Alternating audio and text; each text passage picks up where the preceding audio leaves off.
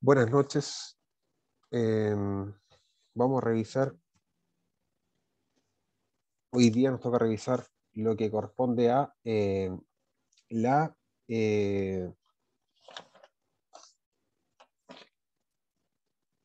el concepto del derecho internacional público, pero desde su punto de vista histórico, ¿ya? Desde su evolución histórica más concretamente. Entonces vamos a revisar ese contenido hoy día y va a quedar también como una clase asincrónica, ¿ya? La primera, el punto de partida lo va a dar el derecho internacional desde el punto de vista desde la Paz de Westfalia hasta el Congreso de Viena, ¿ya? Que abarca del 1600 hasta el 1815, ¿ya? Dentro de la Paz de Westfalia se pone término a la Guerra Santa y ocurre que los estados se empiezan a unificar y crear verdaderos eh, entes autónomos, ¿ya? Y que van a tener igualdad jurídica, ¿ya? Entonces, de alguna forma, empiezan a crearse ciertos principios que van a sentar las bases, como el principio de independencia, el de igualdad jurídica, por ejemplo, y también en esta época comienza también a manifestarse la voluntad en que los estados desarrollen ciertas reglas consuetudinarias en cuanto a envíos de ministros, por ejemplo, agentes diplomáticos, ¿ya? Inmunidades, por ejemplo. También en ese tiempo hay una abolición de ya la toma por descubrimiento de territorios, ¿no? Las res nullius, por ejemplo. Y también tratados en cuanto a la guerra, ¿ya? Derechos de guerra, en cuanto a la diferenciación entre los beligerantes y la sociedad o la población civil, ¿ya? Y lógico, a consecuencia de los dos grandes e importantes hitos como la independencia de Estados Unidos y la Revolución Francesa, nace el principio de autodeterminación de los pueblos. Luego de eso, vamos a proyectar esta diapositiva donde aparece la evolución histórica, como les mencionaba, y aparecen dentro de los grandes autores Vittoria, Gentili y Grocio. Grocio era uno de los autores que consideraba el fundamento del derecho internacional público se encuentra en la comunidad internacional, ¿ya? Entonces se viene ya pensando desde esa forma y se basan simplemente en el derecho natural, ¿ya? Pero de alguna forma se empieza a idear, ¿no? Esta suerte de positivización del derecho y va de alguna forma a concretarse, ¿ya? Poco a poco a través de la escrituración del tratado, ¿no? El tratado entre estos mini estados que van a lograr generar derecho internacional, ¿ya? Lógicamente es bueno recordar en esta época a Jeremías Bentham también, quien fue el que acuña el nombre de derecho internacional público, ¿ya? O derecho internacional. Estamos hablando de 1748 a 1832, ¿ya? Y finalmente acuña también varias proposiciones visionarias en ese sentido, el cuales son la supresión de la diplomacia secreta, la necesidad de la codificación, el desarme efectivo y la creación de un tribunal arbitral, como también el abandono de las colonias por las potencias que las poseyeran, ¿ya? Entonces eso sería en cuanto al primer bloque, que sería la paz desde la paz de Westfalia hasta específicamente 1748, perdón, 1748 hasta el 1815, ¿ya? ¿Por qué el 1815? En 1815 se produce el primer Congreso de Viena, ¿ya? Y sobre la base de este concierto europeo, la política del equilibrio de poderes lógico se instaura en un orden relativamente estable en Europa. Ya estamos viendo que a propósito de la, la Revolución Francesa, ¿no? Se produce esta separación de poderes, ¿ya? Por otra parte, la revolución industrial surgía más tarde en la Inglaterra y extendía luego a la mayoría de los países europeos, trajo como consecuencia un considerable aumento en los intercambios comerciales, ¿ya? También en esa época se produce la expansión colonialista de los países industrializados hacia África y Asia, ¿ya? En este periodo surge asimismo el principio de las nacionalidades y que cuya influencia como uno de los elementos fundamentales de la política internacional del siglo XIX se va a manifestar hasta la Primera Guerra Mundial. A su amparo, Bélgica logra en 1830 su independencia de los Países Bajos. En la segunda mitad del siglo XIX se producen unificaciones políticas entre Italia y Alemania, y más tarde la desintegración de los imperios otomanos y austrohúngaros. O sea, finalmente la independencia de los Estados Unidos sigue a partir de 1810, la de los países latinoamericanos, ya lo sabemos, y igualmente hasta época la comunidad internacional. En esta época la comunidad internacional deja de ser exclusivamente europea y cristiana, ¿ya? En 1856 Turquía es admitida a participar en las ventajas del derecho público de Europa y el concierto europeo. En la segunda mitad del siglo XIX, China, Japón, Persia, Siam era Tailandia, se incorpora a la comunidad internacional, ¿ya? Llegando incluso a participar de la primera conferencia de la Haya en 1899. En la segunda conferencia de la Haya, celebrada en 1907, participan 21 estados ya europeos, 19 de los 21 países americanos y 4 asiáticos, ya señalados anteriormente. Nunca antes se había realizado una más concurrida conferencia internacional. O sea, ahí estamos hablando de 21 estados europeos, 19 de ellos eran americanos y 4 asiáticos, ¿ya? Entonces ese es como el número más o menos que era tan amplio y universal.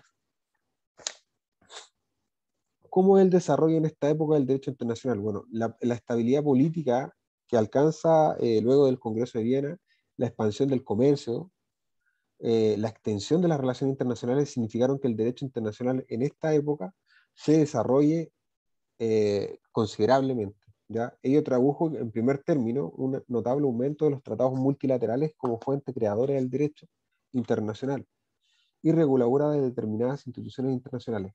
A este respecto es necesario recordar los acuerdos en los que se estableció la neutralidad de Suiza, Bélgica, celebrados en 1815 y 1830.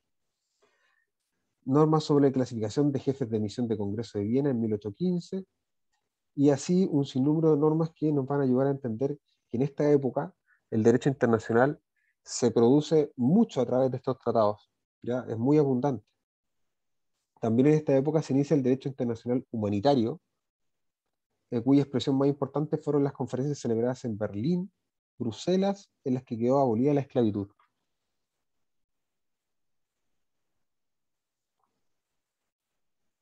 Eh, Otro campo en el cual se percibe un progreso en el derecho internacional es el relativo a los procedimientos pacíficos para la solución de controversias internacionales. Hacia la mitad del siglo, hacia la mitad de la segunda parte del siglo XIX, los Estados Unidos comienzan a recurrir a arbitraje. Y aquí hay un caso bastante bueno que el profesor siempre explica en clase, el caso Estados Unidos, Gran Bretaña, sobre Alabama, ¿ya? Así que para que lo googleen ahí y le peguen una repasadita, es interesante revisarlo, a propósito de que el profesor siempre lo menciona en clase. Posteriormente, se institucionaliza el arbitraje en la primera conferencia de La Haya, creándose la Corte Permanente de Arbitraje. En la segunda conferencia, en 1907, se codifican los procedimientos sobre solución pacífica de conflictos internacionales, añadiéndose a los ya existentes buenos oficios, mediación y arbitraje, ¿ya? Por último, como otra característica que podemos decir de este periodo, es que se dan los primeros pasos hacia la institucionalización de la comunidad internacional al crearse algunas organizaciones internacionales de carácter administrativo en los campos de las comunicaciones, economía, cultura, sanitaria y técnica. Eso es lo que podemos decir en cuanto al desarrollo. Ahora, específicamente, ¿qué sucede en Latinoamérica? En esta época, que estamos hablando desde 1815 a 1914, el sistema interamericano, dentro de estas primeras, digamos, organizaciones de las que estábamos mencionando en cuanto a la institucionalización de la comunidad internacional, cabe recordar a la Oficina Panamericana establecida por la Conferencia Panamericana, celebrada en Washington en 1889 y 1890, la que más tarde se transforma en la Unión Panamericana y que a su vez pasaría a convertirse hoy en día en la OEA, o Organización de Estados Americanos, ¿ya? Además de la primera conferencia panamericana en Washington, se celebraron la segunda en México, la tercera en Río de Janeiro, la cuarta en Buenos Aires, abandonándose así los intentos por establecer un sistema propiamente latinoamericano, ¿ya? Porque la cuarta, eh,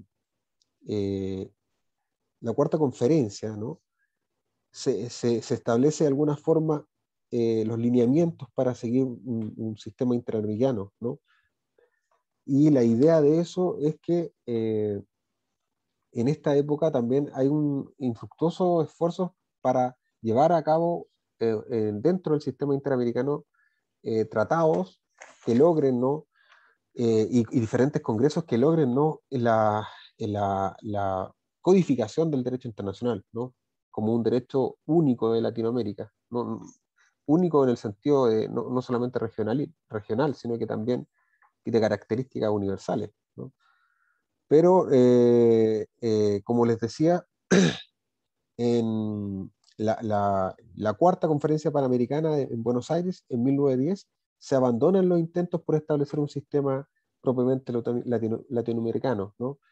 Que ya el autor Bolívar, por ejemplo, había previsto en el Congreso de Panamá. En cuanto a la elaboración doctrinaria de la época que estamos analizando, del Congreso de Viena, podemos ver que aquí hay una ya predominante corriente positivista, ¿ya? Aceptándose generalmente la obligatoriedad del derecho internacional radicada en la sola voluntad, ¿ya? Del Estado, ¿ya? Y que de alguna forma va a ver que tenemos varios representantes, en el libro aparecen varios nombres, y que conviene de repente echar una miradita. Dice, los más importantes autores europeos y norteamericanos, por ejemplo, son los alemanes Wilhelm Heffer, Angus von Buchem, Frank von Holzen, George Jelinek, por ejemplo, ese nombre lo habíamos escuchado, como un autor, Frank von Lis, Henry Triple, lo habíamos escuchado a propósito también de las teorías. Y así, vale la pena echar una miradita en cuanto a, puede de repente aparecer un nombre que pueda ser importante y que el profesor lo pregunte. Los autores más destacados, y conviene siempre recordarlo igual, son Triple y Anzoliti, quienes no obstante continuar su fecunda labor durante casi toda la primera mitad del siglo XX, desarrollaron lo fundamental de su pensamiento precisamente en esta época. Ambos ya fueron estudiados como expositores de la doctrina sobre el fundamento del derecho internacional, y más tarde al estudiarse las relaciones entre el derecho interno y el internacional. Nuevamente tendremos ocasión de volver a mencionarlo, ¿ya? Estos autores, Anzioliti, eran, si no me mal recuerdo, vamos a buscar acá, la doctrina basada en la norma pacta sunt servanda, ¿ya? Entonces ahí la idea de esta continua elaboración doctrinaria que tiene esta época, ¿ya? En cuanto a esta norma pactada obligaría a cumplir lo prometido. También en esta época cabe mencionar a Andrés Bello, ¿ya? Andrés Bello nace en 1781 y fallece en 1865. Es de nacionalidad venezolana, chilena, nacionalizado chileno a través de una ley especial, ¿no? Y que tiene una importante marca en Latinoamérica, porque tiene su principal obra es a propósito del derecho internacional. Se llama Principio del Derecho de Gentes, ¿no? Y que en sus ediciones posteriores cambia el nombre a eh, Derecho no de Gentes, sino que Principio del Derecho Internacional.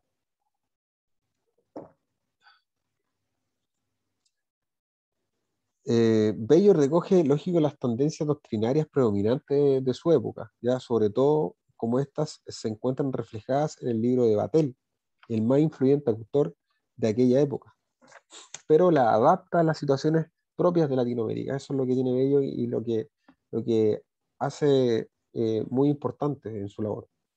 Tanto esa obra como en sus otros escritos internacionales, Bello es uno de los primeros en abordar ciertos temas o en formular con asombrosa visión algunas proposiciones que mucho más tarde serían recogidas por el derecho internacional o la práctica de los estados, como por ejemplo podemos decir el rechazo a la intervención extranjeras, la necesidad de reconocer a los nuevos estados y también gobiernos que surjan, el derecho de asilo, la conveniente utilización de los recursos oceánicos que para Bello, contrariamente a lo que se sostenía en la época, no son inagotables, la unidad de los países latinoamericanos y la necesidad de aumentar el comercio entre ellos sobre la base de la reserva de concesión a de la reserva de concesión a estos de condiciones superiores a las cláusulas de la nación, más favorecida, proposición que pasaría a denominarse la famosa cláusula Bello. ¿Ya? Esta cláusula Bello es una cláusula que pasa a, de alguna forma, aplicar condiciones eh, mucho más beneficiosas para los estados latinoamericanos, ¿ya? Y que radicaría en la importancia de que va a ser conocida como la cláusula Bello, ¿ya? Es importante si hay otros internacionalistas que se pueden nombrar como los argentinos Carlos Calvo, Luis María Drago, eh, también los brasileños Ruiz Barbosa, el venezolano Rafael Fernando. Este último tiene casi 6 tomos, ¿no? En una obra titulada El Derecho Internacional Hispanoamericano Público y Privado. En este periodo también se inicia el desarrollo del derecho internacional latinoamericano. Además de las contribuciones de Bello y Calvo y Drago ya mencionadas, ese aporte consistiría principalmente en la introducción de normas y principios de derecho internacional surgidos en América Latina y de carácter precursor que tendrán ciertas instituciones adoptadas en el marco de las conferencias panamericanas, ¿ya? Entonces, aquí se inicia la verdadera polémica en cuanto a si Latinoamérica tiene un derecho internacional propio, ¿ya? Y que es bastante importante eh, mencionar, ¿no? Mencionar en qué sentido. En que, si bien es cierto, Latinoamérica puede tener un sistema bastante particular, diferente a Europa o a otros sistemas sistema, digamos, internacionales de derecho, que lo hace poseedor de ciertos principios que van a utilizarse, ¿no? Normas constitucionarias, como por ejemplo la norma de la zona exclusiva de mar, que se establece a propósito de que había una norma constitucionaria que había entre los países latinoamericanos y que va a ser fruto de una norma casi universal, después recogida por una convención, ¿ya? La Convención del Mar. Así que eso es importante destacar en cuanto a lo que se viene adaptando, pero en cuanto a lo que veníamos hablando eh, de esta evolución, en Latinoamérica se empieza a dar una polémica que finalmente va a determinarse en si realmente Latinoamérica tiene un sistema internacional propio y de características universales, ¿no? Es ahí que hacia finales de este periodo se inicia una polémica que habrá de prolongarse durante un largo tiempo, consistente en determinar si existe o no un derecho internacional americano. Tal discusión tuvo lugar por primera vez en 1883 en la revista de Buenos Aires entre Alcorta, que afirmaba la existencia del derecho, y Calvo, que la negaba, pero sus protagonistas principales fueron posteriormente el chileno Alejandro Álvarez y el brasileño Manuel A. de Souza Sabaina.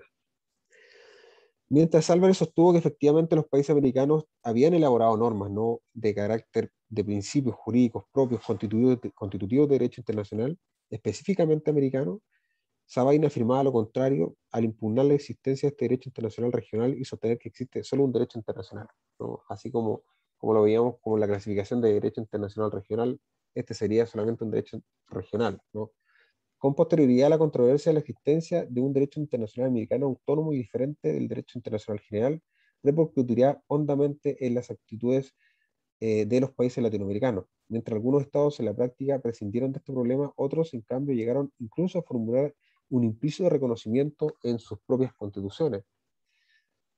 Hay ejemplos de constituciones latinoamericanas que dentro de su propia constitución, a propósito de eso, han destacado que las normas de carácter internacional americanas son propias y son parte del derecho interno. Así de importante ha sido. Eso es lo que podemos decir durante la época que abarcaba el Congreso de Viena, ¿no? Que es la de 1815 ¿ya? A 1914. ¿Ya? ¿Por qué se hace ahí 1914 en la Primera Guerra Mundial? Entonces, por eso se queda ahí el corte. ¿Ya? ¿Qué sucede posterior a 1914? Bueno, se nos vienen las dos guerras mundiales. Ya la Primera Guerra Mundial eh, ocurre, ¿no? Y ocurre por relaciones bastante particulares que habían en esa época. Las vamos a pasar a revisar y vamos a ver qué tal se concluye, ¿no?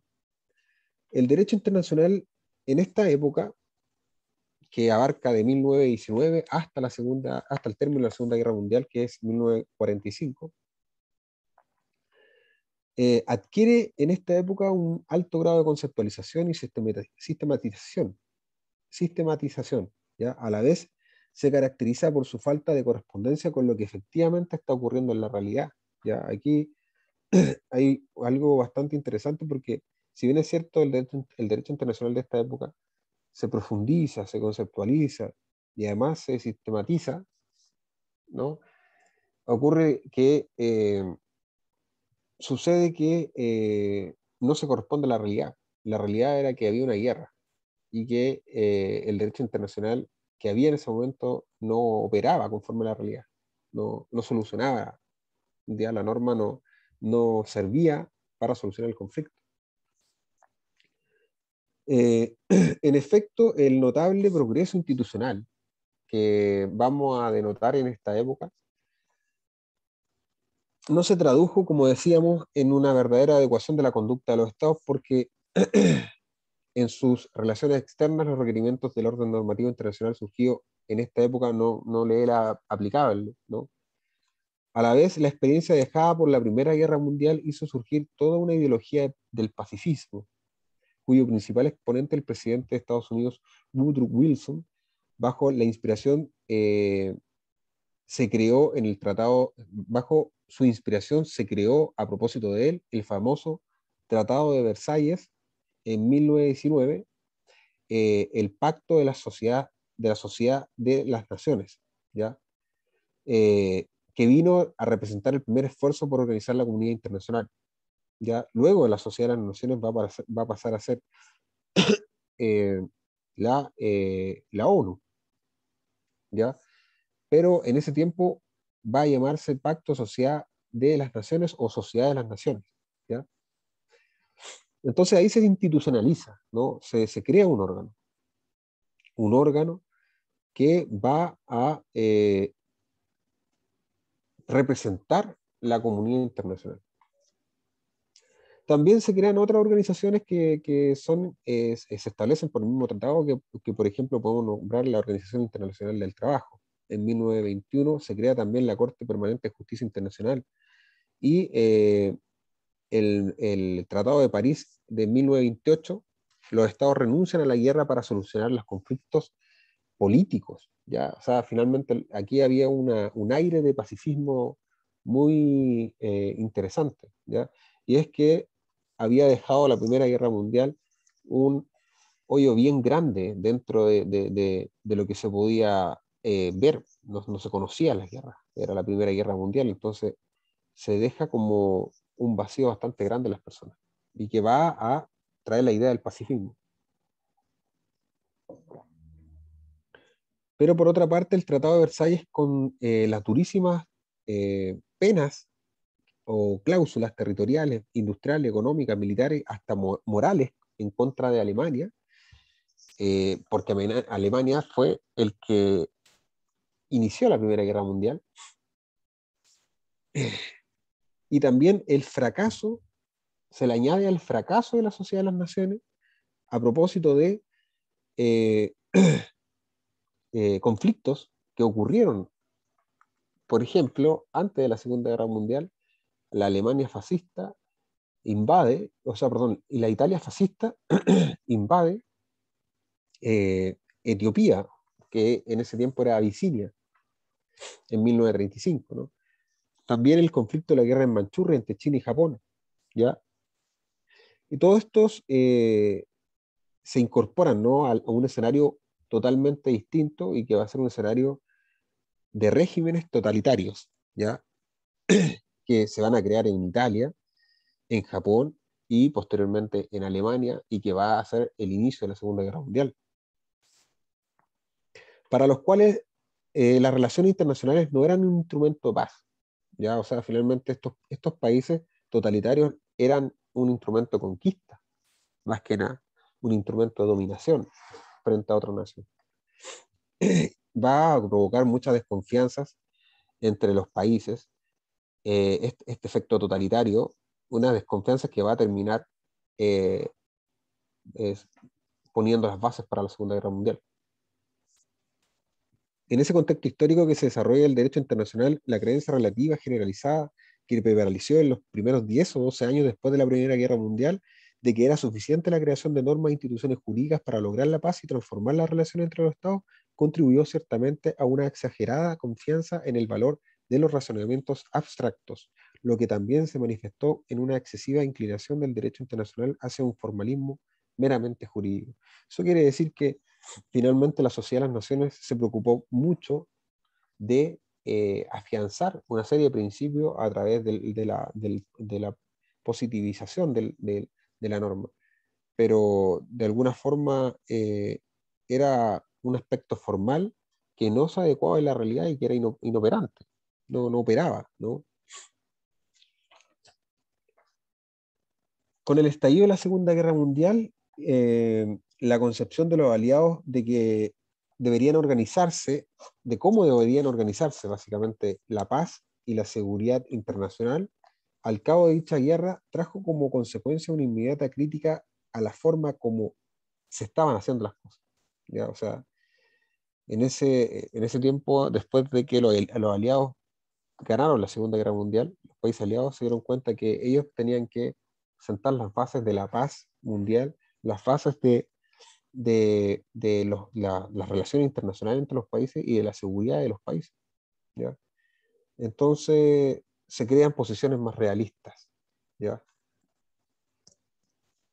Dentro de la elaboración doctrinaria de esta época, vamos a encontrar como importantes a George Essel, que lo habíamos mencionado a propósito de la teoría sociológica, en cuanto a la fundamentación del derecho internacional. También acá está la Escuela de Viena, ya que es la escuela más importante, la escuela normativista, con Hans Kelsen, Joseph Koons, Albert Bedros, ya, aunque existían discrepancias entre ellos, ¿no? Pero finalmente aquí ellos explican la teoría monista de la unidad del derecho interno con el derecho internacional, ya, como un solo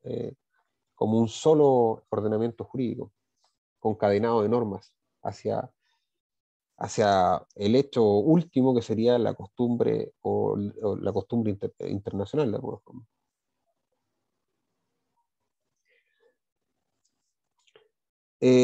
Hay ciertas concepciones políticas e ideológicas que también acompañan el derecho internacional de esta época y que van a crear tendencias que van a ser aberrantes y que van a producir eh, eh, más que una evolución. Yo diría que, si bien es cierto, se incorporan elementos, se vulneran derechos fundamentales, y ahí eh, su falta de coherencia, ¿no? Estas concepciones políticas e ideológicas no deberíamos mencionarlas, pero básicamente van a permitir a que de alguna forma el Tratado de Versalles no fuera tan desfavorable a Alemania. Habíamos visto que el Tratado de Versalles le impone condiciones durísimas, ¿ya? Luego de la Primera Guerra Mundial.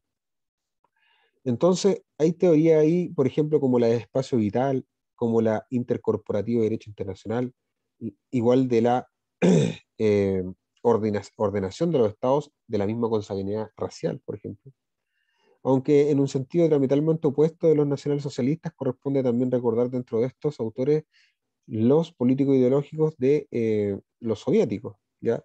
Quienes, tomando como punto de partida el marxismo-leninismo, elaboran un concepto también del derecho internacional basado en la necesidad de regular conflictos y colaboración de estados denominados por clases antagónicas. Esta posición es bastante interesante en cuanto a que el autor Korodovin, que es un autor eh, eh, soviético, define el derecho internacional señalando que es el conjunto de normas que regulan la relación entre los estados en el proceso de sus conflictos y colaboración y cuya meta reside en la salvaguardia de una coexistencia pacífica. ¿Ya? Eso es como primero, al mismo tiempo que expresa la voluntad de los dirigentes ya individuales, ¿no? Ya colectivamente también. Esta división solamente es relativa a una nueva idea de salvaguardia de la coexistencia pacífica, que entre los autores soviéticos aparece solo después del siglo XX. ¿Ya? Aquí es importante hablar que se producen, ¿no?, una suerte eh, de ideas que el derecho internacional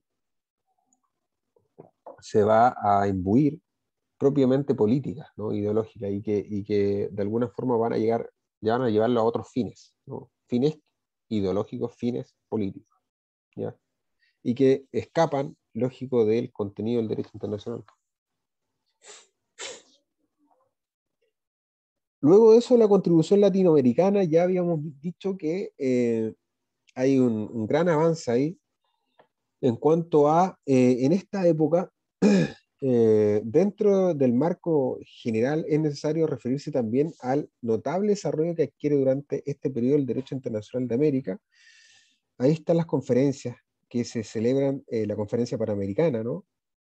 Que cada 5 años se celebra. La quinta fue en Santiago en 1923, la sexta en La Habana en 1928, en Montevideo en 1923 y la octava en Lima en 1938. Ahí se codificaron importantes materias del derecho internacional, ¿ya?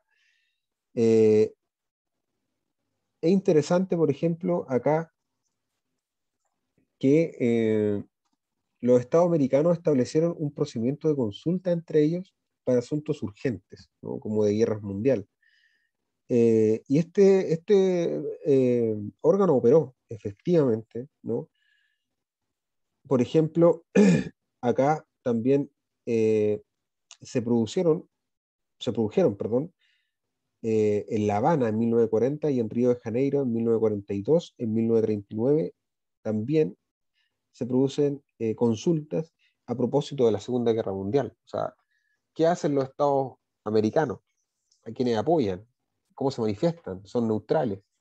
Entonces, ahí había un sistema ya en Latinoamérica que estaba listo para operar en caso de un conflicto bélico. ¿Se fijan?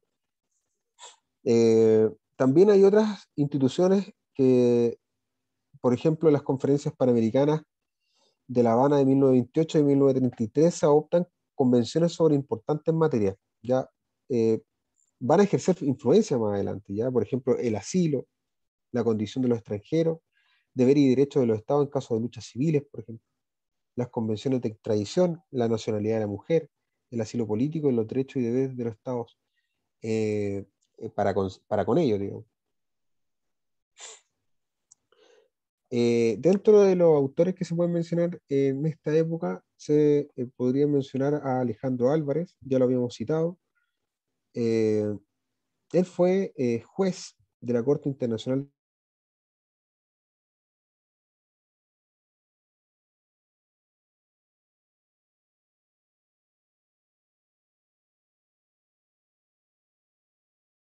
entre otros.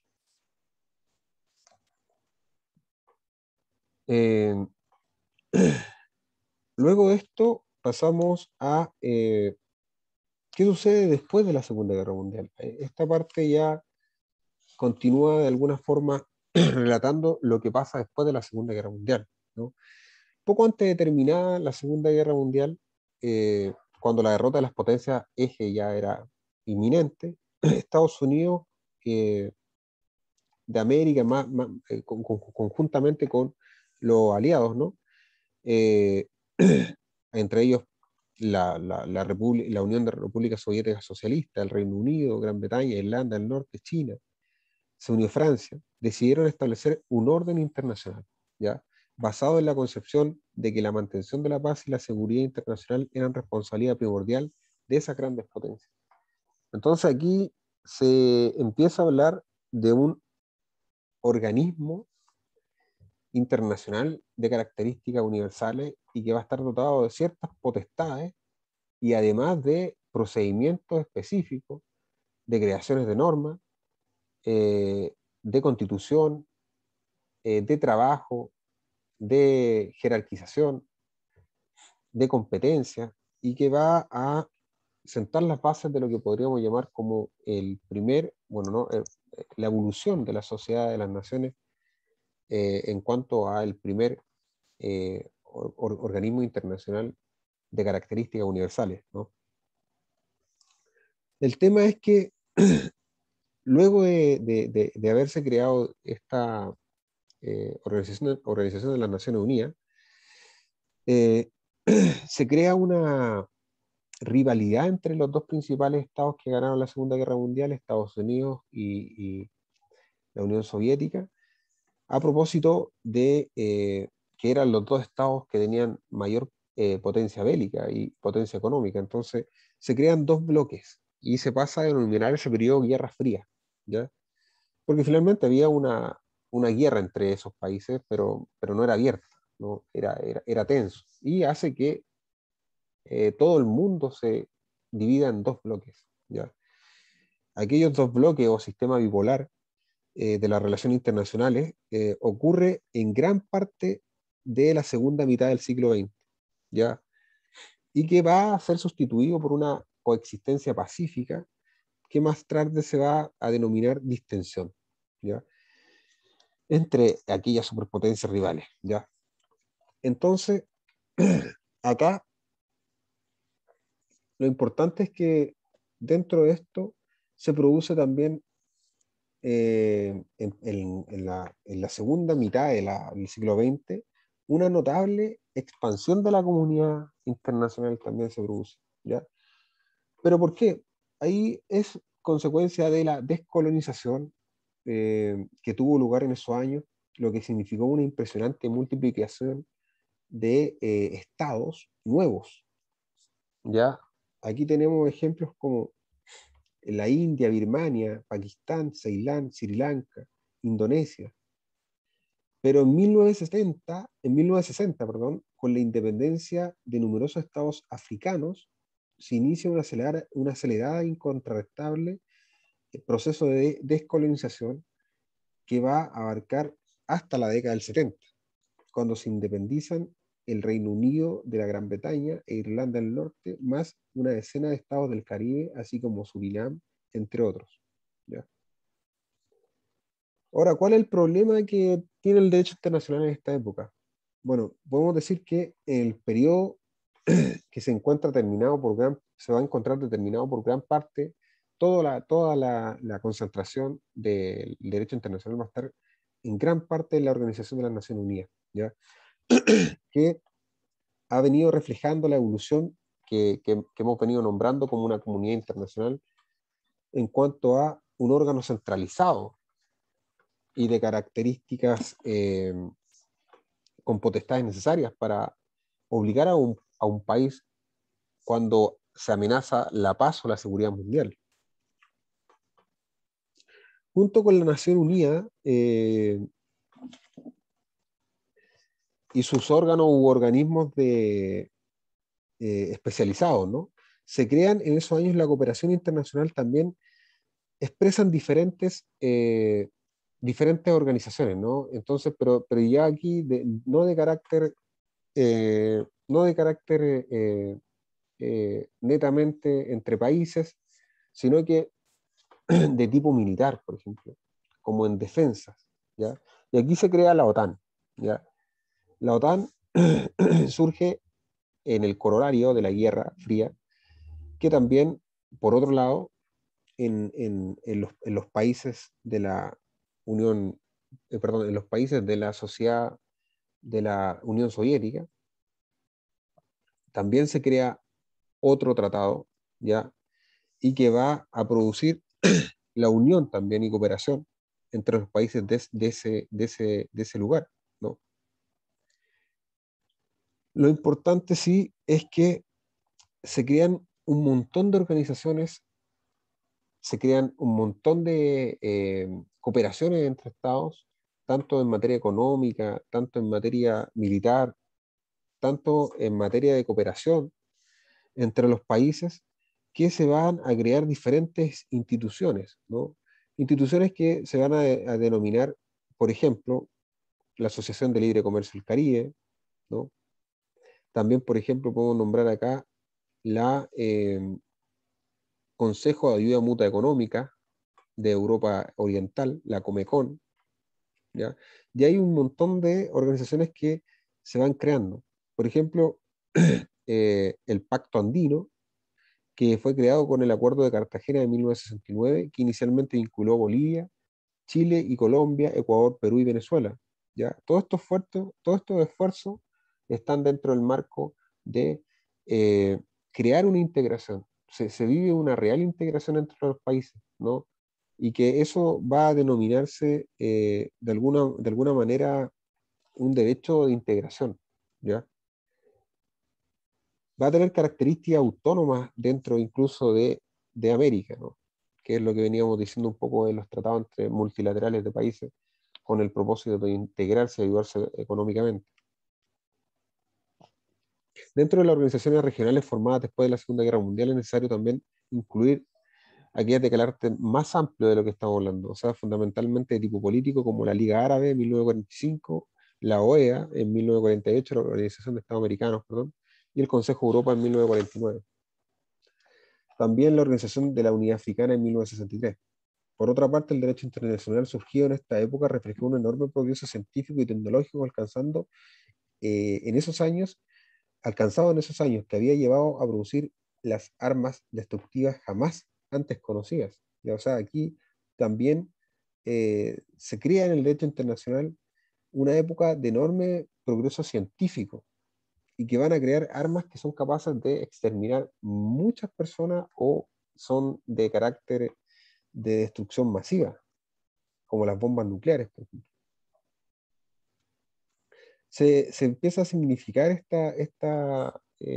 guerra armamentista en cuanto a las dos superpotencias y que de alguna manera va a culminar en que ambas se equiparen y que ya no sea necesario de alguna forma eh, tener miedo, porque básicamente si se utilizaran armas nucleares entre ambos países, habría una exterminación masiva. Entonces, ninguno de los dos países quería eso, pero había una preocupación en la comunidad internacional de igual forma. Entonces, de esa preocupación, ambos países empiezan a cooperar y formar también tratados que aseguren, por ejemplo, la no proliferación de armas nucleares, por ejemplo, o liberar ciertos espacios de pruebas de estas mismas armas. Por ejemplo, acá tenemos el Tratado de Moscú sobre la provisión parcial de los ensayos nucleares.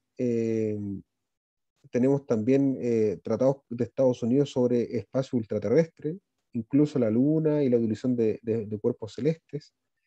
Tenemos acuerdos de salvamento de astronautas también, de proliferación de no proliferación de armas nucleares, el tratado básicamente de eso mismo de 1968, el tratado de prohibición de emplazar armas nucleares y otras armas de destrucción masiva a fondos marinos y oceánicos, por ejemplo, en 1971, y la prohibición de utilizar técnicas capaces de modificar el ambiente con fines hostiles en 1977.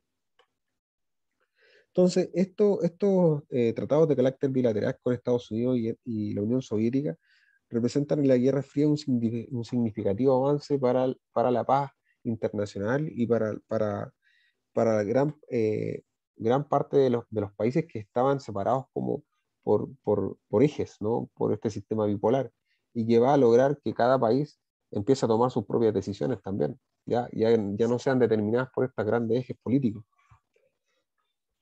Básicamente porque entre los países ya, como veníamos diciendo, las potencias, se produce como un empate nuclear, ¿no? Ambas potencias están en la imposibilidad de que las armas nucleares se puedan destruir a sí mismas. Entonces, no hay necesidad ya de preocuparse de eso, sino que a modo de más de control. De ese modo se hizo más fácil a los pequeños y medianos estados desprenderse de la anterior alineación, como decíamos, y que van a tomar fuentes de decisiones propias, independientes, ¿no? De los centros hegemónicos de poder.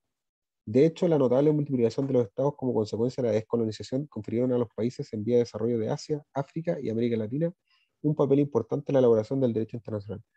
Como por ejemplo, aquí podemos radicar los principios de independencia, de igualdad jurídica, de autodeterminación de los pueblos, de no intervención, de soberanía, de recursos naturales propios, y se traducen también en resoluciones que va a emitir la ONU, ¿no? A través de la Asamblea General de las Naciones Unidas.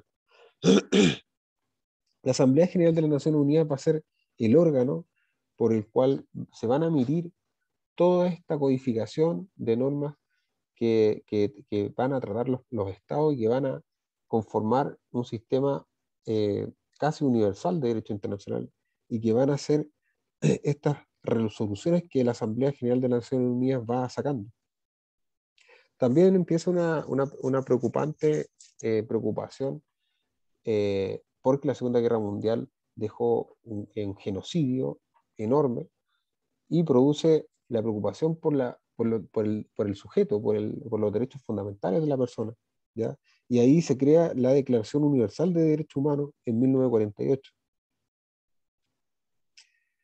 En 1966 se crea el Pacto de Derechos Civiles y Políticos y Derechos Económicos, Sociales y Culturales, que entran en vigencia en 1976, ¿ya?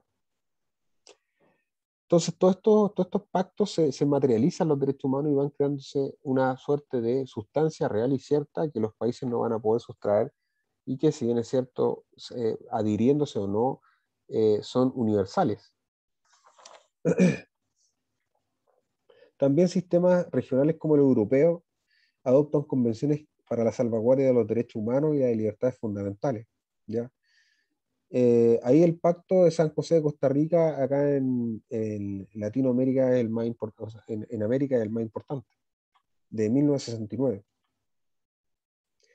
También ahí hay que agregar el tipo de derecho humanitario, derecho internacional humanitario, que habla sobre aplicación de conflictos internacionales armados internos o externos. ¿Ya? Aquí hay convenios de Ginebra en 1949, protocolos adicionales ahí en 1977. También se manifiesta un interés de los estados y de la comunidad internacional para castigar ciertas conductas cometidas por crímenes de lesa humanidad del sujeto. Aquí se crean, por ejemplo, los tribunales de Nuremberg, de Tokio, que van a ser responsables de juzgar los crímenes de lesa humanidad de la Segunda Guerra Mundial. También se crean delitos internacionales, por ejemplo, como el genocidio, el apoderamiento ilícito de aeronaves, por ejemplo, eh, eh, la toma de rehenes, la tortura. Son delitos específicos que van a atentar contra cualquier ser humano, ¿ya? Y que podría ser interpuesto a través del derecho interno y de alguna u otra forma también a través de el mismo sujeto en la comunidad internacional. El derecho internacional durante estos años se vio enriquecido por el impulso de la codificación y el desarrollo progresivo, ya lo hemos dicho, de las convenciones multilaterales de carácter general que se adoptaron. La Comisión de Derecho Internacional, órgano subsidiario de la Asamblea General de las Naciones Unidas, realizó destacada labor en cuanto a la codificación, y aquí la Comisión del Derecho Internacional empieza a codificar todo, ¿no? Y aquí empiezan a salir muchos tratados. Tratados, por ejemplo, el derecho a los tratados, ¿ya? De 1969, el derecho a los tratados y organizaciones internacionales, entre organizaciones internacionales de 1986. Sin embargo, la comisión, fundamentalmente un órgano técnico jurídico, no logró llegar a resultados satisfactorios en asuntos en los que estaban en juego intereses económicos, políticos o militares, como fue el caso del derecho al mar. Y aquí fracasa directamente, se crean varias convenciones la segunda conferencia del derecho al mar de 1960, que fracasa, ¿ya? Y que finalmente llega a una tercera conferencia del mar, la que concluye en 1982 con la opción en Monterey, Jamaica, de la Convención de las Naciones Unidas sobre el Derecho al Mar. Aquí hay que destacar que específicamente en aquella convención se lleva a cabo a través de una declaración unilateral que tiene el presidente de la República de Chile con cuanto a el establecimiento de las 200 millas eh, marítimas que le van a llamar zonas económicas exclusivas. De ahí hay que referirse siempre al artículo 596 del Código Civil. El artículo 596 del Código Civil, bueno, nos dice específicamente que el mar adyacente que se entiende hasta las 200 millas marinas contadas desde las líneas base a repartir de las cuales se mide la anchura del mar territorial y más allá de este último se denomina zona económica exclusiva. Esta norma está en el Código Civil, pero hoy en día, en ese tiempo, no era aplicable al derecho internacional. O sea, esto es parte del derecho interno. Pero de alguna forma se crea esta declaración unilateral del presidente que va a resultar con la opción de otros estados. Perú le van a seguir varios estados en la misma opción, hasta la Convención del Derecho al Mar de 1982.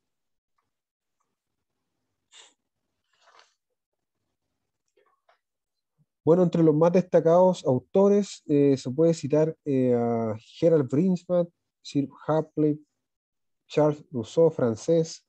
eh, ¿Cuál más puedo citar? Antonio Trujol, español, el egipcio Abdullah el Erian. Bueno, y a los que continúan hasta hoy. La contribución latinoamericana en este tiempo. A ver cómo andamos con Latinoamérica. En América Latina participa activamente en la formación y desarrollo del derecho internacional posterior a la Segunda Guerra Mundial. Vamos a cambiar acá. Bueno, si bien es cierto, América Latina participa activamente en el desarrollo del derecho internacional posterior a la Segunda Guerra Mundial. ¿Ya? Si bien inicialmente la tendencia fue buscar soluciones en asuntos que iban surgiendo a través de normas o instituciones regionales, el carácter cada vez más universal que fue adquiriendo el derecho internacional significó que la presencia y aporte latinoamericano en materia jurídica internacionales se manifestara preponderantemente a través de los órganos e instituciones de las Naciones Unidas. ¿Ya? Acá hay declaraciones, por ejemplo, de las resoluciones declarativas del derecho de la Asamblea fueron promovidas por los gobiernos latinoamericanos. Ahí está el principio de la no intervención, por ejemplo, la soberanía permanente de los recursos materiales, la Carta de Derechos y Deberes Económicos de los Estados, que obedeció a una iniciativa del presidente de México. El mayor aporte latinoamericano en esta época se expresa en la renovación del derecho al mar, como veníamos diciendo, eh, especialmente la creación de la zona económica exclusiva de 200 millas. Como autores podemos mencionar al jurista uruguayo Eduardo Jiménez Arechaga, a, a los mexicanos Jorge Castañeda, al venezolano Andrés Aguilar, al chileno Santiago Benavá, entre otros. Bueno, el tema del derecho al mar es la declaración que hace el presidente el 23 de junio de 1947, le sigue la de Perú el 1 de agosto, Ecuador, y finalmente se lleva aquí a adoptar esta soberanía, ¿no? Esta soberanía en cuanto a zona económica exclusiva. ¿Ya? Pero también va a haber un mar territorial, ¿no? Que van a ser las 12 millas donde ahí se va a tener soberanía absoluta, que lo establece el 593, el artículo 593 del Código Civil también, en nuestro derecho interno. Lo vamos a revisar para echarle una miradita. El 593 dice que el mar adyacente hasta la distancia de 12 millas marinas medidas desde las respectivas líneas de base es mar territorial. Aquí el mar territorial es de dominio nacional. ¿Ya? pero para objetos concernientes a la prevención y sanción de las infracciones de sus leyes, reglamentos aduaneros, fiscales e inmigración sanitaria, el Estado ejerce jurisdicción sobre un espacio marítimo denominado zona contigua que se extiende hasta 24 millas. O sea, en la zona contigua solamente hay funciones policiales, ¿no? Ahí la diferencia.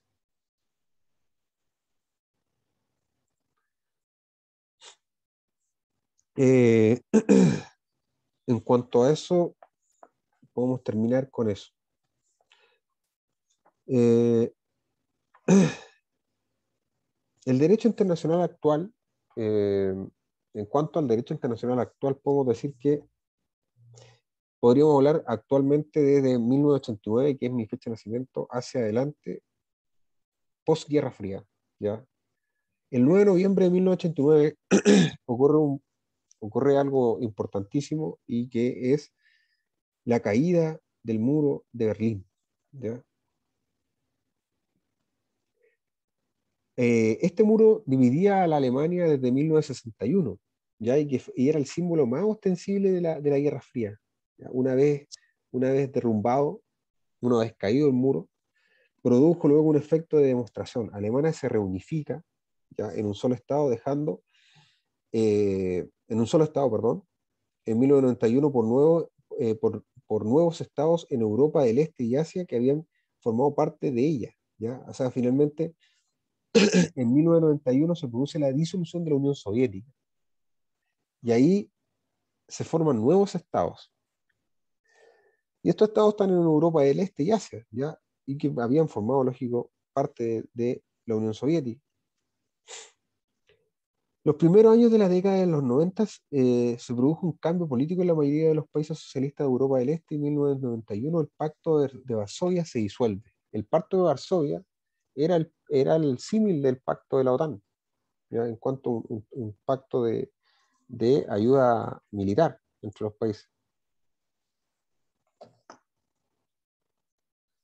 Eh, Aunque Rusia hoy en día, bueno, ya no es como Unión Soviética, sigue siendo un importante actor internacional en cuanto a que sigue siendo una potencia, ¿no? Una potencia tanto nuclear como económica.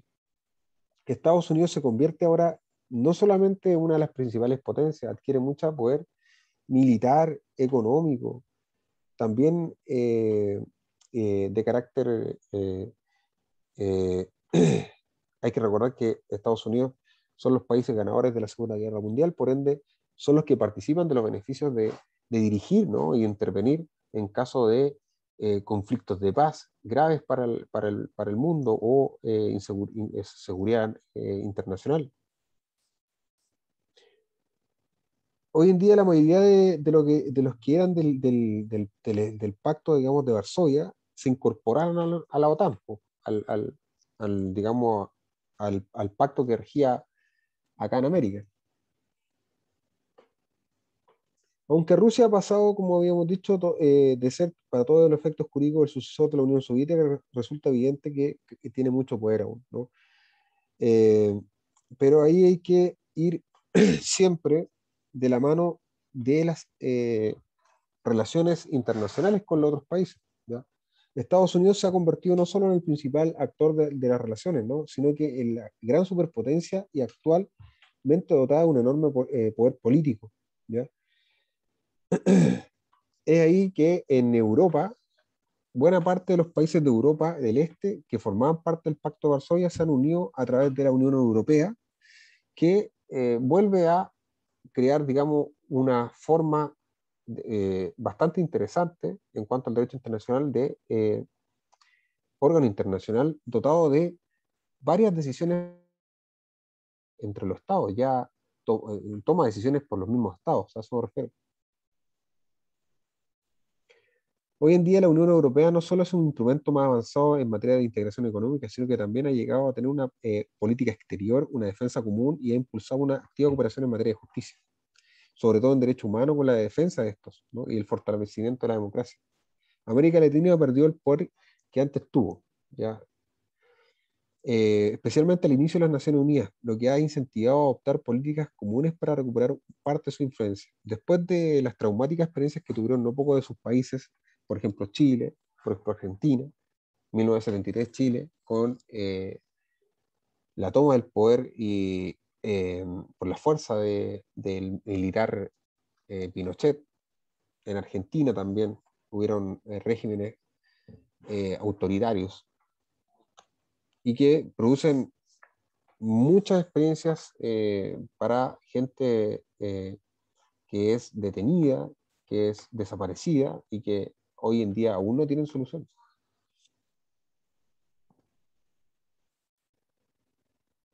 Han creado, sí, en América Latina mecanismos de defensa de la democracia a través de el Compromiso de Santiago de Chile en 1991 y la Carta Democrática Interamericana adoptada en Lima en el 2001. Con todo, observarse que los regímenes democráticos que se han establecido en este periodo en general, con algunas excepciones, no han logrado reducir la pobreza, como lo vemos en Chile, por ejemplo, hay una alta desigualdad.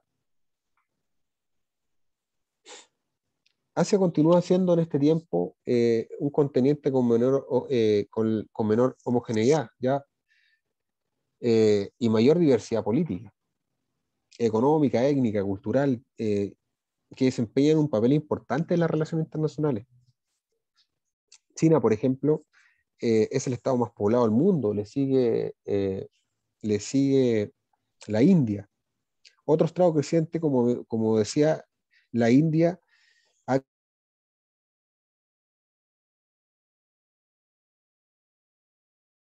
al mayor importante actor asiático, que es Japón.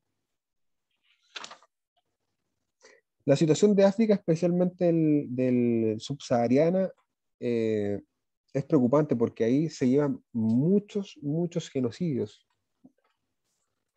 La violencia de la Segunda Guerra Mundial eh, ocurren, posterior a la Segunda Guerra Mundial, ocurren muchos genocidios. Además de eso se le suma la desnutrición, la corrupción, la propagación de enfermedades, los contagios. Eh, Acá Nelson Mandela siempre se ha preocupado por la reconciliación de los países y constituye un ejemplo de los medios pacíficos de negociaciones que se pueden lograr,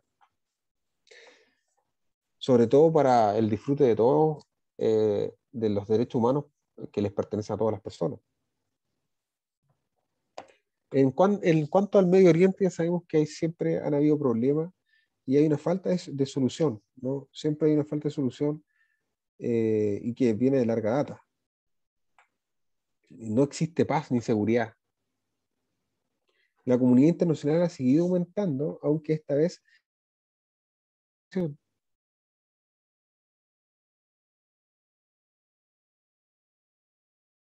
los estados ya no son estados y pasan a ser otro tipo de estados, se empiezan a desmembrar en varios estados.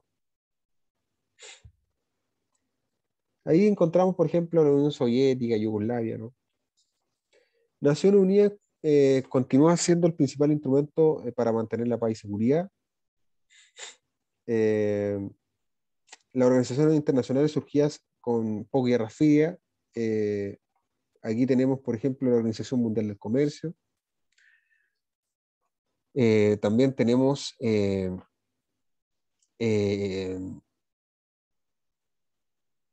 las relaciones internacionales no contemporáneas no pueden entenderse sin la globalización, o sea, de alguna forma, todos estos continuos tratados, acuerdos que se van formando, son propios de que no se puede entender un estado individual, un estado autosuficiente, pero sin embargo tenemos experiencias, yo diría experiencias bastante eh, satisfactorias hoy en día.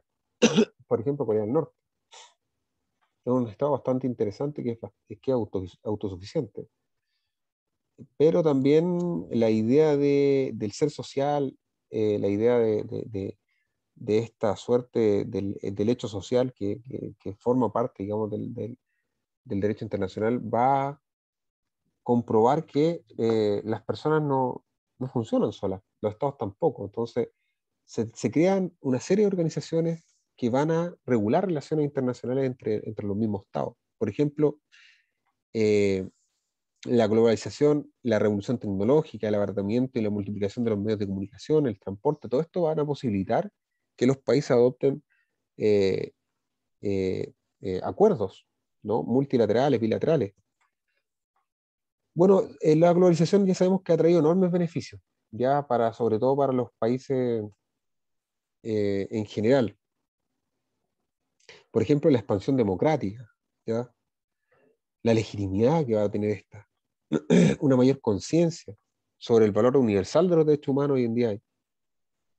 Pero no puede desconocerse tampoco que la globalización han surgido cosas malas, ¿ya? Por ejemplo, el terrorismo, el tráfico de drogas, la corrupción, el blanqueo de capitales, el deterioro del medio ambiente. Hoy en día no hay una preocupación real por el medio ambiente.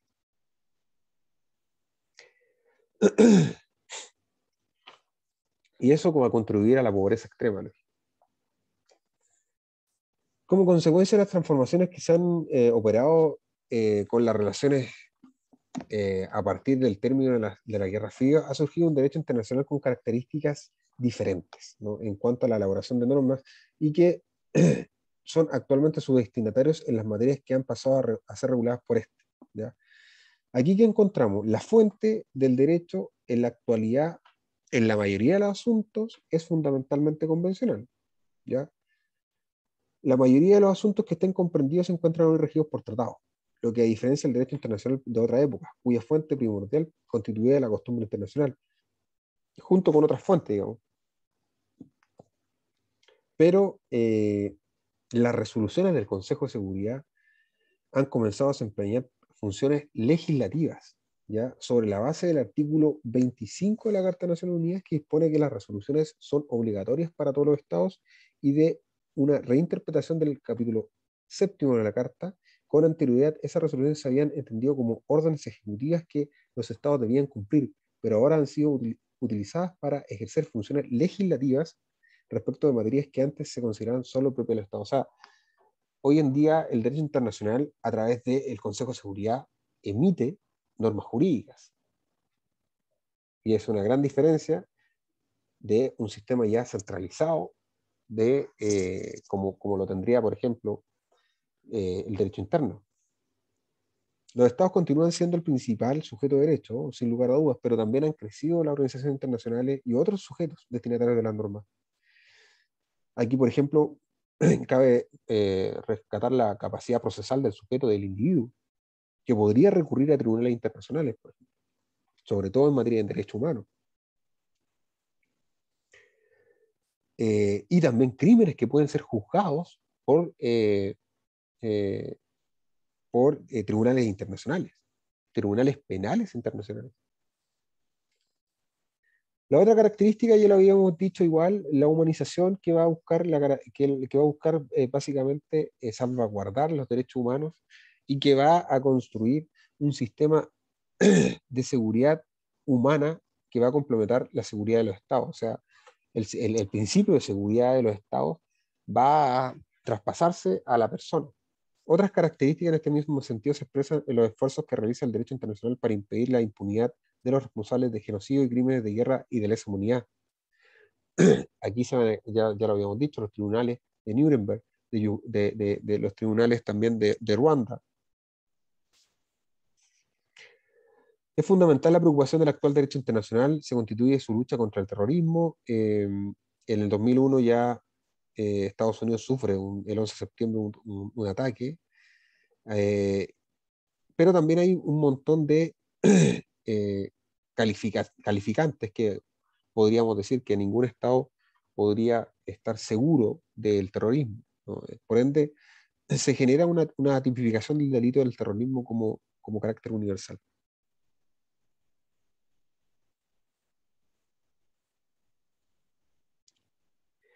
Bueno, también hay asuntos que el derecho internacional va a preocuparse que antes eran de carácter interno de cada país, ¿ya? Por ejemplo, la corrupción, ¿no? Y ahí se crean convenciones interamericanas contra la corrupción en el 2003, por ejemplo. También contra la delincuencia organizada transnacional. Ahí, a propósito de eso, hay 3 protocolos anexos que están en la Convención de las Naciones Unidas contra la delincuencia transnacional, en Palermo, Italia.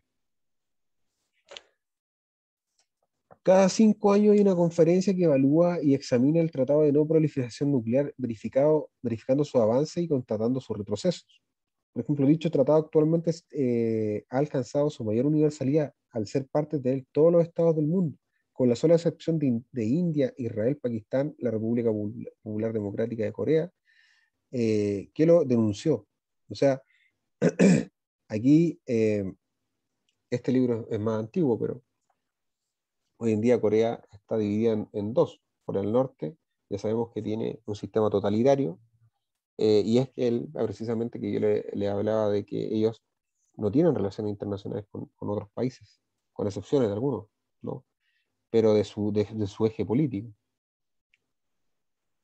Pero finalmente, Corea es una potencia mundial nuclear y que actualmente no forma parte del tratado a propósito de alcanzar la no proliferación nuclear de armas. En 1993 se firma en París la Convención sobre la Prohibición y Empleo de Armas Químicas. En 1996 se adopta el Tratado sobre Prohibición de Ensayos Nucleares. Una especial preocupación en el derecho internacional la constituyen los esfuerzos por conservar adecuadamente la naturaleza y proteger el medio ambiente. Aquí existen acuerdos anteriores, ¿no? Y hay preocupación, por ejemplo, con la preocupación de la capa de ozono, a partir de la Conferencia de las Naciones Unidas en Río de Janeiro en 1992, comienza a adquirir un carácter más internacional aún.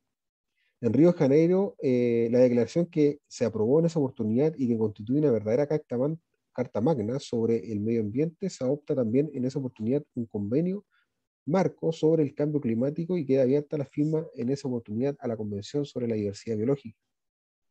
Pero el más fundamental de ellos, lógico, es el Tratado de Kioto, o Protocolo de Kioto, de 1997, que constituye un acuerdo medioambiental más ambicioso que hasta ahora se ha logrado. Su objetivo es la reducción de los gases invernadero que causan el cambio climático.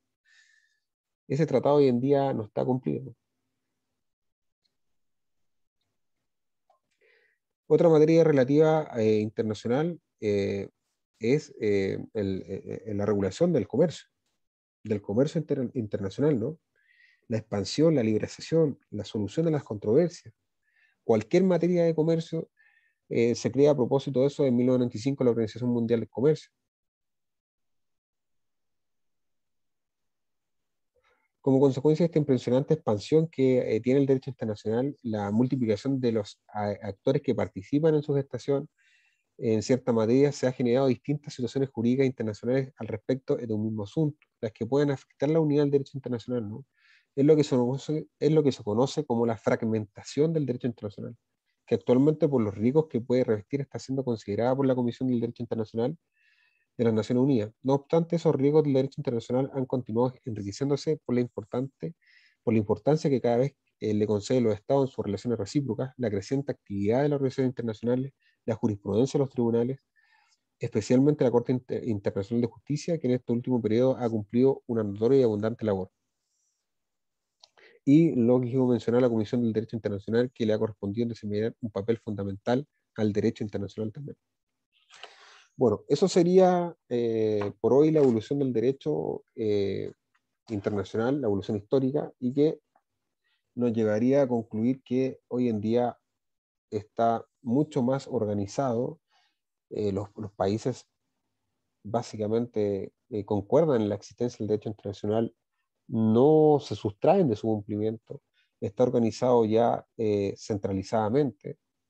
La principal fuente viene a ser los tratados, ya sean bilaterales o multilaterales, y que se ha tendido a regular no solamente sucesos que ocurren en materia internacional, sino que también de preocupación de materia interna.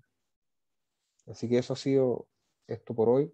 Muchas gracias por, eh, por su intención de aprender los contenidos y los dejamos hasta acá, pues, ¿ya?